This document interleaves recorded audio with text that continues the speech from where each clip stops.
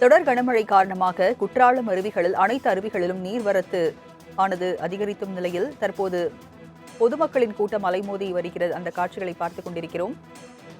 விவரங்களை செய்தியாளர் கணேஷ்குமார் வழங்க கேட்கலாம். கணேஷ்குமார், குற்றால அருவிகளில் தற்போது தண்ணீர் வரத்து அதிகரித்திருக்கிறது. பொதுமக்கள் மற்றும் சுற்றுலா பயணிகள் அதிக அளவில் குவிந்து வருகின்றனர். பாதுகாப்பு ஏற்பாடுகள்லாம் என்ன செய்யப்பட்டிருக்கு?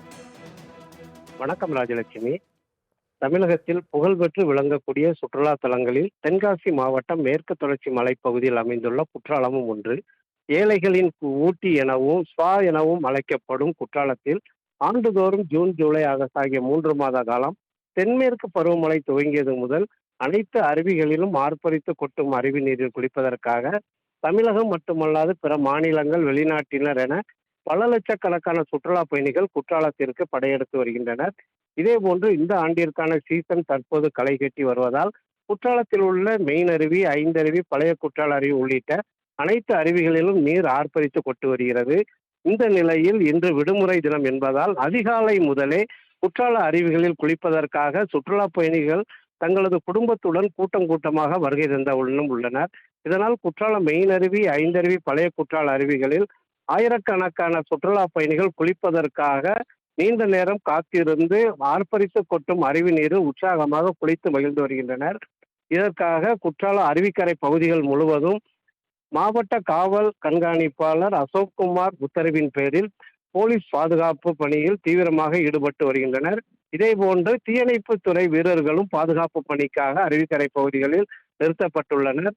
மேலும் அலைமோதி வரும் சுற்றுலா பயணிகளின் கூட்டத்தை கட்டுப்படுத்துகின்ற வகையில் காவல்துறையினர், தீயணைப்பு துறையினர், வனத்துறையினர் என அனைத்து அலுவலர்களும் அப்பகுதியில் பாதுகாப்பு பணியில் ஈடுபட்டு வருகின்றனர்.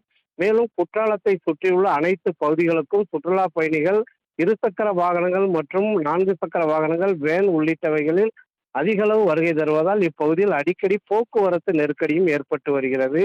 மேலும் சுற்றுலா பயணிகளை கவர்கின்ற வகையில் குற்றாலத்தில் இருந்து ஐந்தருவி செல்லக்கூடிய பாதையில் அமைந்துள்ள வெண்ணமடை படகு குழாம் பகுதியில் இன்று முதல் படகு சவாரி துவங்கப்பட்டுள்ளது.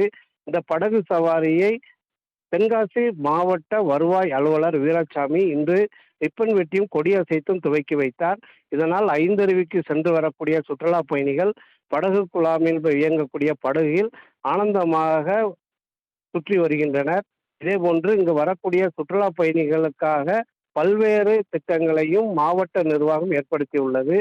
தற்போது உடை மாற்றும் அறை உள்ளிட்ட பாதுகாப்பு பணிகளிலும் மாவட்ட நிர்வாகம் செய்துள்ளது. இதனால் சுற்றுலா பயணிகள் உற்சாகமாக ஆர்ப்பரித்து கொட்டும் அருவி நீரில் குளித்து வருகின்றனர். ராஜலட்சுமி, விவரங்களை வழங்கியதற்கு நன்றி கணேஷ்குமார்.